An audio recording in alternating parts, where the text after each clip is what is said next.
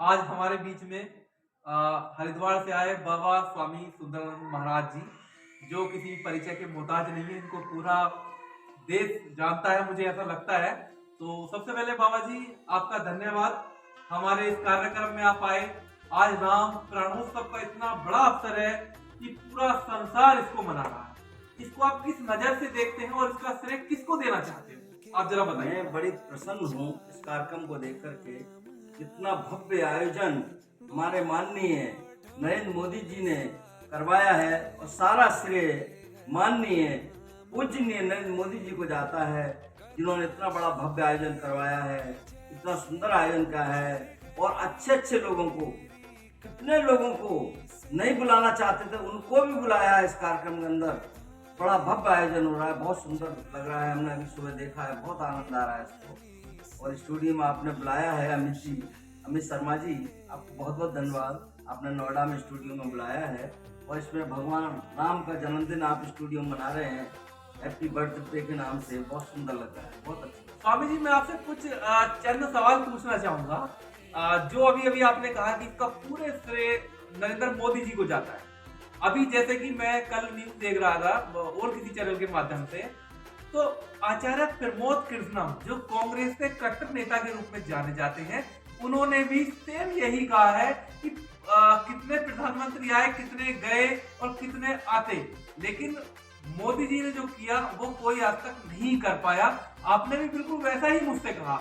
अच्छा, विपक्ष सवाल उठा रहा है, उसको किस नजर से आप देख रहे हैं? ये तो आस्था का विषय है, इसमें तो कोई ऐसी बात नहीं होनी चाहिए। विपक्ष तो उठाता ही रहेगा, वो कोई ना कोई कमी निकालेगा और हिंदू होकर के भी निकाल रहा है। ये सबसे बड़ी विडंबना है। उसको हिंदू शब्द नहीं बोलना चाहिए। जो विपक्ष इस बात को कह रहा है बार बार कि ये गलत हुआ, वो गलत हुआ, ये अन्याय हुआ, शंकराचार्य का विरोध कर रहे थे, ये कर रहे थे, इस तरह की आवाजें उठाना ये अनुचित है। ऐसा नहीं होना चाहिए। नहीं, बाबा जी, शंकराचार्य का जो बयान था, उनका भी कल ट्वीट आया है। उन्होंने भी उसको कहा कि मैं एंटी मोदी नहीं हूं, और उन्होंने भी खुद स्वीकार कर लिया है कि ये काम मोदी जी के अलावा कोई नहीं कर सकता था। और उन्हें इस चीज का बहुत ज्यादा दुख भी हुआ है, जो उन्होंने प्रकट किया है। और आज जो जितने लोग उंगलियां उठा रहे थे, अरविंद केजरीवाल जी ने भी आज खुद कहा है कि मैं जाना तो चाहता था, मगर वीवीआईपी ज्यादा होने की वजह से मैं पूरी फैमिली के साथ जाना चाहता था, मेरे माता पिता की इच्छा। तो कहीं ना कहीं विपक्ष की जो टूट नजर आ रही थी, वो अब जब इतना बड़ा भव्य आयोजन लोगों को महसूस हुआ, तो सबने अपना जो कटाक्ष करने का रूप था, वो सब, स्वामी जी, मुझे ऐसा प्रतीत हो रहा है कि अब उन्होंने वो सब रूप अपना चेंज कर दिया है। कहीं चुनाव के लिए इन लोगों का ऐसा तो महसूस नहीं होने लगा कि कहीं हमें राम के खिलाफ जाके हमें राजनीति करने का मौका मिले? कोई ना कोई अरविंद केजरीवाल की मजबूरी रही है, जो कि उन्होंने ऐसे शब्द को घुमा के बोला है कि मैं भीड़ रही होगी, बड़े वीआईपी लोग आए होंगे, इसलिए मैं नहीं जाऊंगा। ये जो शब्द है वो अनुचित है, अच्छे नहीं है, मुझे नहीं अच्छे लग रहे। वो बात को राजनीति से जोड़ के अपने वोट बैंक कम ना हो, इस वजह से ये बात उन्होंने कही है अरविंद केजरीवाल जी ने। लेकिन एक मैं अपने दिल की बात कहना चाहता हूँ अमित जी, बड़े दिल में मेरे चोट लगी है इस बात की कि सुप्रीम कोर्ट के जजों को, वहां के वकीलों को इन्होंने बुलाया है मोदी जी ने।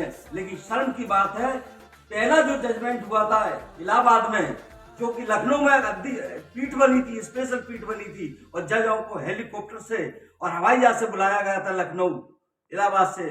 उनके परिवार को, उन वकीलों को, उन जजों को उन्होंने, मोदी जी ने नहीं बुलाया, या भूल गए हैं। ये एक अच्छी बात मुझे नहीं लगी है। मैं मोदी जी शायद भूल गए हैं या किसी ने मार्गदर्शन उनको नहीं किया है। जो पहला जजमेंट हुआ था इलाहाबाद का, और इलाहाबाद की एक खंडपीठ बनी थी लखनऊ के अंदर इस जजमेंट की, उसके वकीलों को, जजों को नहीं बुलाया गया है। मुझे बड़ा अफसोस है। और उसमें मेरे भाई भी शामिल थे, धर्मवीर शर्मा, वो भी जजमेंट में हुआ, राम के जजमेंट में उनका योगदान रहा। किसी परिवार को नहीं बुलाया उन्होंने, मुझे खराब लगा, तो मैं भी परिवार से जुड़ा हूँ। वैसे स्वामी जी देखो, कहीं ना कहीं ये मोदी जी का कोई पर्सनल घर का कार्यक्रम नहीं था, ये पूरे राम भक्तों का, पूरे हिंदुस्तान का कार्यक्रम था। तो मुझे नहीं लगता कि इसमें किसी को बुलाने की या इनविटेशन की आवश्यकता थी, ये तो रामलला का एक आगमन था, मूर्ति का प्राणोत्सव था, तो सबको बिना बुलाए भी जा सकते थे, इसमें ऐसा कुछ नहीं। तो स्वामी जी बहुत बहुत धन्यवाद आपका, आप हमारे चैनल के माध्यम से दर्शकों को इतनी आपने जो बातें बताई हैं उन सबका हम दिल से आपका हार्दिक स्वागत करते हैं। और इस तरह जो हमने महसूस किया, कुल मिलाकर मोदी जी के सहारे जो सब ही उनको श्रेय देना और जाता भी है, सनातन धर्म की जीत हुई और सनातन हमेशा जिंदा रहेगा। जय श्री राम, जय श्री राम, जय श्री राम, जय श्री राम, जय